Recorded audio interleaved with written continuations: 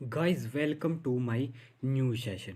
तो आज हम डिस्कशन करेंगे एचपीएसएससी का प्रीवियस ईयर क्वेश्चन पेपर, जिसमें हम देखेंगे साइंस सेक्शन के कुछ इंपॉर्टेंट क्वेश्चन जो आपके आने वाले एग्ज़ाम जेबीटी कमीशन जेओए 965 और यहाँ तक कि सब इंस्पेक्टर और अदर जितने भी हमीरपुर बोर्ड या किसी भी अदर एग्ज़ाम कैटेगरी के एग्ज़ाम हैं उनके लिए बहुत ही इंपॉर्टेंट है। हर एक क्वेश्चन को हम डिटेल से देखेंगे। और अगर आपने इससे प्रीवियस वीडियो नहीं देखी है किसी भी सेक्शन की, तो आप चैनल पर जाइए, वहाँ आपको हर एक सेक्शन की प्लेलिस्ट अवेलेबल हो जाएगी चैनल की। आप प्लेलिस्ट वाले सेक्शन में जाकर वहाँ पर आपको क्या मिलेगी, प्लेलिस्ट अवेलेबल हो जाएगी हर एक सेक्शन की। तो बढ़ते हैं अपने पहले क्वेश्चन की ओर। पहला क्वेश्चन कहता है हमारे पास, सिकल सेल एनीमिया इज, तो दंत कोशिका अरक्ता क्या है? तो क्या है ये? एक ध्यान रखना है आपने, ऑप्शन नंबर ए हमारे पास करेक्ट आंसर हो जाएगा। ये एक जेनेटिकली डिसऑर्डर है। जेनेटिकली डिसऑर्डर मतलब एक हेरिडिटिकल डिजीज़ है। कहने का मतलब है एक हेरिडिटिकल वंशानुगत डिजीज़ है। ध्यान रखना है आपने, अनुवंशिक विकार है। ठीक है, ध्यान रखना है आपने। अब इसमें होता क्या है, इसमें क्या होता है आपके पास, जो आपके पास रेड ब्लड सेल्स में यानी कि हीमोग्लोबिन पाया जाता है, रेड हीमोग्लोबिन में जो रेड ब्लड सेल्स पाए जाते हैं उनमें क्या होती है, थोड़ी म्यूटेशन हो जाती है। उसमें एक बीटा बीटा करके एक सेल होते हैं, बीटा बीटा सेल, उसमें क्या होता है, थोड़ा म्यूटेशन हो जाता है, जिस कारण क्या होता है, सिकल सेल एनीमिया होता जाता है। जिससे क्या होता है, खून में रेड ब्लड सेल में क्या होता है, एनीमिया कमी आ जाती है, रेडनेस की जो कमी आ जाती है, जिससे जिससे क्या हो सकता है, आने वाले समय में पीलिया भी हो सकता है आपको। ठीक है, पीलिया यानी कि जॉन्डिस। ठीक है, जेनेटिकली डिसऑर्डर। अब तो आरबीसी, इससे रिलेटेड क्वेश्चन क्या बन सकते हैं, एक तो आरबीसीज की लाइफ स्पैन पूछ लिया जाता है। आरबीसीज की लाइफ स्पैन कितनी होती है, 100 से 120 दिन के बीच में। ठीक है, आपने ध्यान रखनी है ये क्वेश्चन। और आरबीसीज पाया किस में जाता है, रेड ब्लड सेल किस में पाए जाते हैं, ध्यान रखना है आपने, ये पाए जाते हैं हमारे पास हीमोग्लोबिन में। ठीक है, हीमोग्लोबिन में पाए जाते हैं। हीमोग्लोबिन के कारण क्या होता है, आपके पास रक्त का खून क्या होता है, आरबीसी सेल के कारण लाल होता है आपके पास। अगर आरबीसी सेल की अगर मात्रा बढ़ जाए तो उससे क्या होगा, आपके पास खून क्या होगा, गाढ़ा हो जाएगा, और जिस कारण हार्ट अटैक के अटैक ज़्यादा बढ़ते हैं। ठीक है, नेक्स्ट क्वेश्चन की ओर बढ़ते हैं। नेक्स्ट क्वेश्चन है हमारे पास, the green fodder plant for animal which are used in winter are, यानी कि शीत ऋतु में जानवरों के चारे के रूप में उपयोग किए जाने वाले हरे चारे के पौधे हैं। तो कौन से पौधे हैं? तो ऐसे भी क्वेश्चन कई बार पूछ लिए जाते हैं। दे जैसे आपके पास ये ग्रीन ऋतु में तो कौन कौन से किया जाता है, एक तो बरसीन और लहसुन। ऑप्शन नंबर डी हमारे पास करेक्ट आंसर हो जाएगा। बात करते हैं बाजरा और ज्वार की। बाजरा और ज्वार किस सीजन में किया जाता है, विंटर सीजन में। ये बरसात सीजन में बोया जाता है। लगभग जब बरसात वसंत ऋतु स्टार्ट होती है, यानी कि बरसात जो होती है स्टार्ट होती है, तब इसको बो लिया जाता है। और जैसे ही विंटर सेशन स्टार्ट होता है तब इसको काट लिया जाता है अप्रोक्सीमेट। ठीक है, तो वसंत ऋतु में ये बोया जाता है।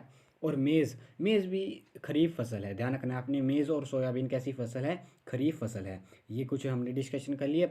मक्का और ज्वार, मक्का और ज्वार ये सभी किस टाइप में आती है, ये सभी आती है हमारे पास, ये तीनों टाइप खरीफ फसल के। और ये कहाँ से आती है, रवि फसल के, कह सकते हैं। लहसुनिया, लहसुनिया तो एक पेड़ होता है, देखा होगा आपने, पतले पतले से पत्ते जैसे एक पेड़ होता है, उसमें क्या होता है, हरा हराई होती है। और एक बरसीन तो आप जानते होंगे कि लोकल एरिया में उसको बरसीन बोलते हैं, जो पशुओं के चारे के लिए बोई जाती है। नेक्स्ट क्वेश्चन की ओर बढ़ते हैं। नेक्स्ट क्वेश्चन है हमारे पास, वो among the following lead down the foundation of nuclear science in the country. तो न्यूक्लियर साइंस के बारे में किसने फाउंडेशन स्टोन रखा था? तो ध्यान रखना है, होमी जी बाबा। ठीक है, ऑप्शन नंबर बी हमारे पास करेक्ट आंसर हो जाएगा। अब ये इनके वो एक वो है। अब इन्हें क्या करा था, इन बाबा एटॉमिक्स रिसर्च सेंटर से नाम से, कहाँ पर है, महाराष्ट्र में। महाराष्ट्र के टोम्बे में, महाराष्ट्र के टोम्बे में क्या है, बाबा रिसर्च एटॉमिक रिसर्च सेंटर कहाँ पर स्थित है, महाराष्ट्र के टोम्बे में स्थित है। और ये कब इंस्टेबलाइज किया गया, ये भी पूछा जा सकता है। ये 1954 में इंस्टेबलाइज किया गया, आपने ध्यान रखना है।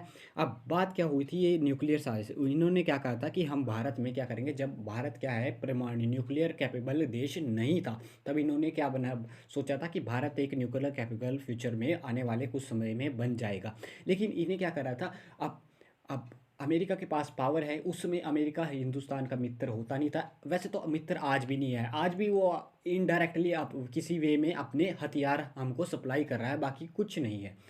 वो क्या करता था, आपके पास उस समय मित्र नहीं था, तो वो क्या सोचता था कि अगर कोई भी देश न्यूक्लियर पावर कैपेबल बन जाएगा तो वो क्या करेगा, उस देश को आसानी से टैकल नहीं कर पाएगा, यानी कि उसके रिसोर्सेज आसानी से यूज़ नहीं कर पाएगा या उसको धमकी नहीं दे पाएगा, कहने का मतलब ये है।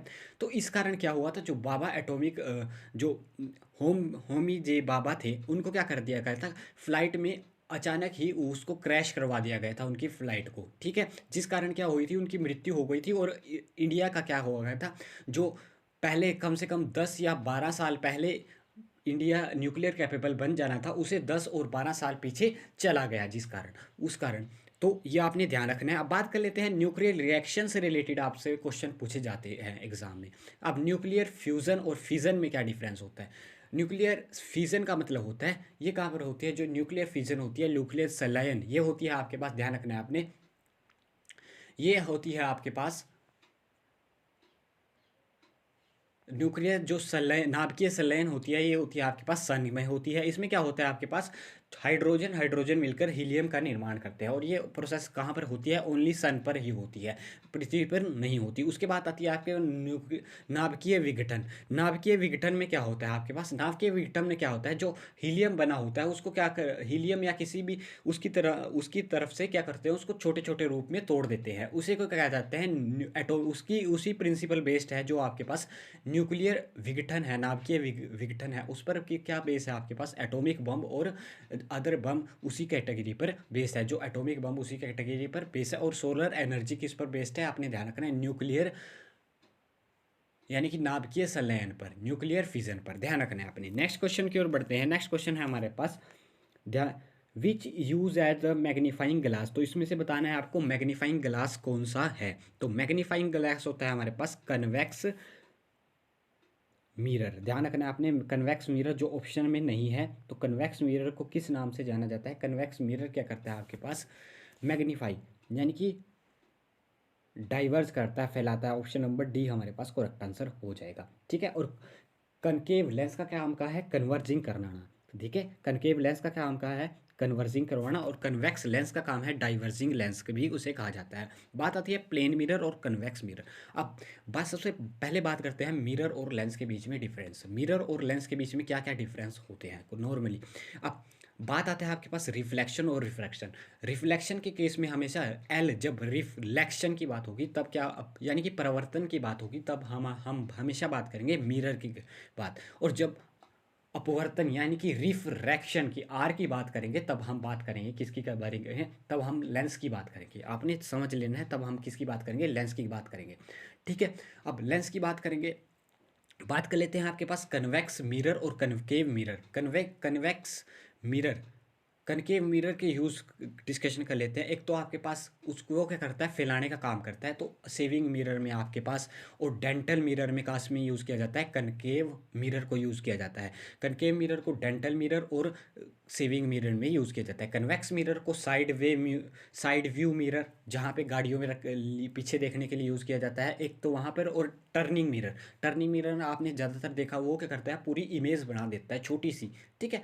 वो क्या करता है, मोड पर लगाया जाता है, जिससे पूरी एक कैप्चर दिख जाएगी कि सामने से कोई गाड़ी नहीं आ रही है, वो पूरी दिखाई देती है उसको कि कितने एरिया में ड्राइवर को टर्न करना है। मोड आगे तक पूरा दिखाई देता है, इसलिए उसको टर्निंग मिरर में कौन सा, कन्वेक्स मिरर यूज़ किया जाता है। तो ध्यान रखना है आपने।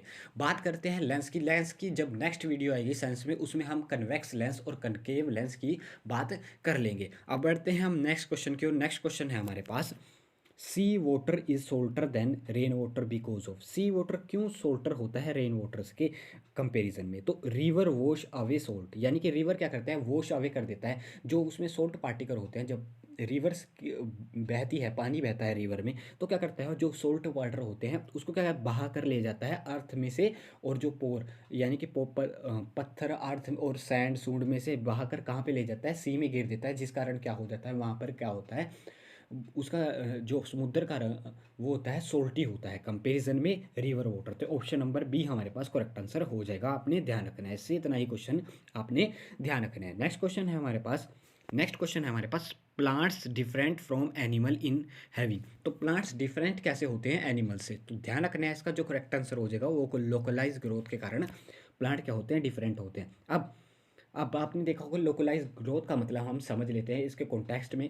लोकलाइज ग्रोथ का मतलब जो होता है हमारे पास, उसमें होता है हमारे पास लोकलाइज ग्रोथ मतलब कि पर्टिकुलर एरिया में पर्टिकुलर प्लांट ही जाएंगे। जैसे आपके पास जो जो पाइन्स ट्री होते हैं, जिन्हें हिंदी में चीड़ कहा जाता है, चीड़ के पेड़, वो कहाँ होते हैं, थोड़े एल्टीट्यूड वाले एरिया में होते हैं। और जो नॉर्मली घास या उसके लिए यूज़ किए जाते हैं, एनिमल्स के लिए फीडिंग के लिए यूज़ किए जाते हैं ट्रीज़, वो होते हैं थोड़े नीचे, जहाँ पे थोड़ा प्लेन होता है, उस एरिया में होते हैं। तो लोकलाइज, और वो कहाँ होते हैं अब आपके पास पर्सन कहाँ पर है, यानी कि एनिमल्स हर जगह ग्रो कर सकते हैं, ठीक है। उनको क्लाइमेटिक टेम्परेचर थोड़ा एडजस्ट करने में थोड़ा दिन टाइम होगा, लेकिन एडजस्ट कर लेंगे। लेकिन प्लांट क्या होगा, आपके पास ख़त्म हो जाएगा थोड़े टाइम के बाद।